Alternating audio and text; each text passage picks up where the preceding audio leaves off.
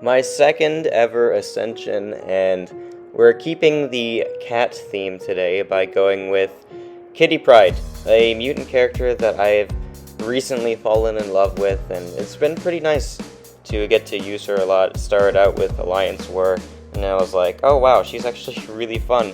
And the way I've been deciding my Ascensions is going with characters that I would like to save Catalyst for the 7-star versions of, like in the same class. Like for Mutant, I would like to save my T6 Mutant Catalyst. For Mystic, I would like to save my T6 Mystic Catalyst for 7 stars in those classes.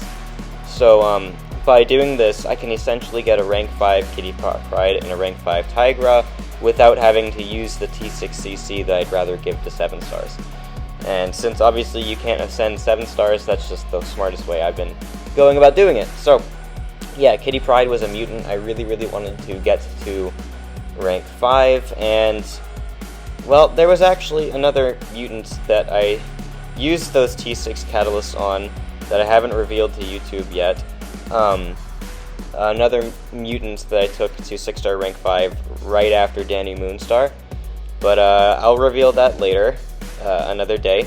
But today is about my Ascended Kitty, and yeah, we're gonna see quite a bit of just various fights I've recorded recently, starting off with Winter Soldier here. And you know, the goal for this is just get to the SP3, get the big Incinerate to bump up our prowess passives. Then we're gonna push him to SP2, phase all of that, and get plenty of prowess. I'd be getting even more prowess if I ran what I think is like the Ghost Synergy or something. But we got the 29, and yeah, that's quite a bit of damage there. Yeah, so next up, we're actually going to see the same fight, but with the Tigra Synergy. The Tigra Synergy makes her go unblockable when phasing with 10 or more prowess, which definitely helps deal with Winter Soldier's passive AI sometimes. And just going to compare the time difference. I'm pretty sure that first Kitty Pryde fight was 1 minute and 23 seconds. I wasn't actually looking when it was going over through the editing process, but I'm pretty sure that's what it was, and if I remember correctly. So next we're going to be doing it with this unblockable synergy that Tigra gives us. So ironic that my two Ascensions have really good synergies for each other, Kitty getting that unblockable and Tigra getting the increased neutralized duration. That's what I'm thinking of. So anyway, we're getting to the SP3, we're going to throw it here with 19 prowess, but more importantly, we throw it in the phase, so we get a long extended phase, and the extended incinerates, that is also a passive, so we'll take all that.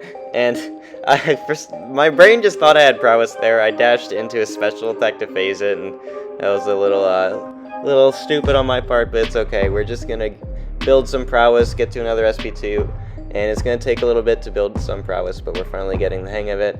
And now we have 6, 7, 8, and we're just going to try to get all the way to 20. And then once we get to 20, we're just going to bait his SP2, and well, we only get to 15, but it's okay. We bait his SP2, get all the way to 27, and just, oh, it feels so good. That SP2 was absolutely ridiculous, and just like the last one, that was 1 minute and 12 seconds, so we definitely shaved off a bit of time. Nothing too crazy, but still a bit of time. So, now I have this Atuma from the Battlegrounds Victory track. I'm taking this with my newly Ascended Kitty. This was like the first day I did it. I got this nice test. And I'm just going to rush to SP2 just to see if I can end the fight as fast as possible. Atuma is definitely letting me get some nice intercepts here. And Kitty, if I was playing this where I wasn't just going for a speed kill, I would be spamming SP1s because her SP1 removes his hydration. But we're not even going to worry about that. We're just going to have fun trying to destroy this guy's health pool just like that. 23 prowess. We throw this SP2 and yeah, it wipes him out just like that. And that was a 36-second takedown. Granted, that was only a rank 4 Atuma versus my rank 4 Ascended Kitty, but you know, we just get to like another SP1 and it takes only like 10 extra seconds. Next up is Mephisto. Mephisto's one of Kitty's favorite matchups because when she triggers her Incinerate immunity, she gains 30 temperature, and the temperature increases the prowess potency by a percentile of the amount that you see. So it's like 383 extra percent of prowess potency, which is really cool. But yeah, we're just gonna throw this massive SP2, and his regen keeps him alive, which is unfortunate. Mephisto's regen is actually super annoying. It makes him really tanky. I really want a Mephisto of my own to throw to my DG's deck, but I just don't have him. So now we're just baiting his SP2, and then I just gave up baiting his SP2 because he was being so stingy with it. And now we're just going to try to nuke him down, but we can't. But the one cool thing we can do is this, where we phase his SP3 and take no damage, and that's pretty cool. I'm not entirely sure why my prowess stuck around when I was dashing in out of my special one. That's probably a bug or something, I guess, and it definitely saved me quite a bit of health there, but it was a friendly, so it didn't matter anyway. Alright, next up is Kingpin, and we're going to be beating up this Kingpin with Kitty, of course, and we're just going to... I don't remember what rotation I use. I don't remember if it's SP1 into SP2 or not. The other ones I've just been going straight to SP2, but for this one I might be doing SP1s. We're going to find out right here because I can't remember. So I'm going to be trying to bait Kingpin's SP1s over his SP2 just because I don't want to deal with this Unstoppable. Although later, once we get our Unblockable passive from our SP2, we can just throw our Special 2 into his Unstoppable, and it's just a fun, good time. And yeah, let's see what I go for here. I am going to go for the SP1 first, okay. I'm not entirely sure which would be more beneficial, but it doesn't really matter. Those Incinerates are taking a decent amount, and more importantly, they're making our prowesses more potent. So we're just going to bait his SP1 again, and then try to get an intercept, build some prowess, and yeah, now we're at 7, and we don't even need that much because he's already at so low health. The Ascension really does make Kitty hit so much harder. I kind of realized that after watching some of these clips. I didn't even build to another SP2, which maybe I should have, because that definitely took a little bit more time, but, you know, this is fine. It was like a 61-second takedown.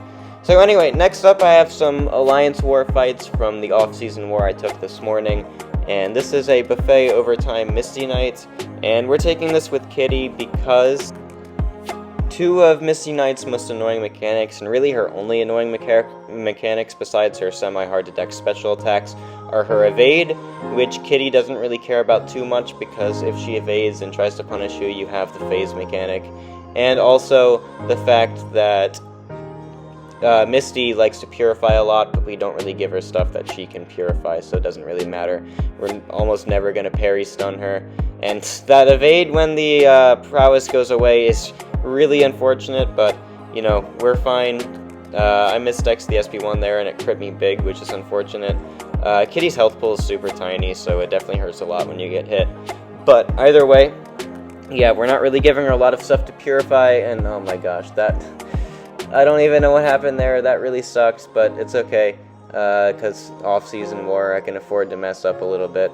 And yeah, so evade doesn't really matter too much because of phase, and then purify doesn't matter too much because we're just not going to give her that much stuff to purify. And yeah, we're just going to build up to another SP2 and then finish the job. I'm not going to let her get to her SP2 just because it's extremely hard to dex. I don't really know how to do it correctly.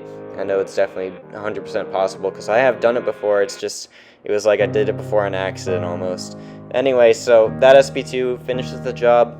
And yeah, we have one more war fight that I took this morning. I wanted to get some other ones, but my other battle group members took them. It's okay.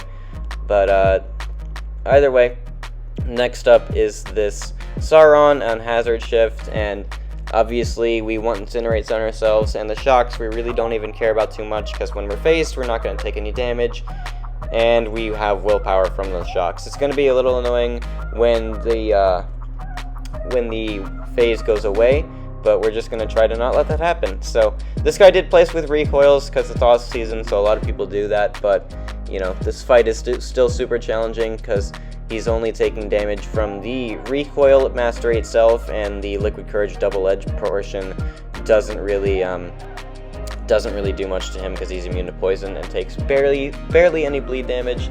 So yeah, we're not even going to throw this special attack in phased. I'm just focusing on being super aggressive while he's in the Incinerate phase and building up my temperature. So yeah, we're just doing that, and then we're going to get to our SP2 and absolutely wipe him out. He is hitting my phase a little bit, which is kind of annoying, but it's okay. We throw this here. Nope, we're going to build up more. I'm still not throwing it. Just throw the SP2. It's going to do plenty of damage. And yeah, there we go. And yeah, again, it does plenty of damage like I said it would. And that Sauron is dead. We did lose quite a bit of health, but I wasn't running boost or anything, so it would be a lot less damage taken if I was running boosts in the regular season. So last up is just some cool fights I found in Act 8. And yeah, this is a node where you want to throw a special attack to get rid of bleeds on yourselves to gain Furies, and you get bleeds on yourselves by dashing back with Caltrops. So we're just going to get a bunch of bleeds on ourselves, then throw our SP1, and you can see I'm just farming those bleeds on me, and then we gain 10 Furies just like that, each at 35% potency, so they definitely do a lot of damage. So now we're just building to our SP2, just nuke her out, and we have 8 prowess now, and we're just going to try to get as many as possible. And am I just gonna throw it? Yeah, okay. I just threw it there with only 9, and yeah, it's gonna definitely do the job, do the trick just like that. And one more fight from this path, this time against a Chavez. And yeah, we're just gonna go in, same nodes, same stuff like that. And Chavez is very heavy throwing, as you're gonna see. She does like to throw her heavy attacks in this fight, but it's not that big a deal because we're Kitty Pride and we don't really care about damage because we're just gonna ignore most of it. So I am going to farm the bleeds right here. I'm gonna throw my special attack into her. Oh, I was gonna throw it into her block, but she dashed in, which it didn't even matter if I threw it into her block because the incinerates would trigger through the block. So there she gains another one of her negative zones. I'm like, oh wait, okay, I need you to charge another heavy attack so that one isn't unblockable, because I didn't have my prowess ready. But then we got her to throw it in after the Utopian parallel mode, so it wasn't going to be unblockable anymore. And our basic attacks are just critting super hard, and I'm just going to throw this special attack right here. We don't even care about the damage reflect node because, yeah, it's over. It's over just like that. And that is my general showcase on my Ascended Kitty. I can't wait to make more content on her. And yeah, she's really fun, really good. Obviously, as you know, she's like the best mutant in the game, second best, third best, whatever you like to call it. She's pretty much always top 3. Anyway, thanks for watching. Have a good one.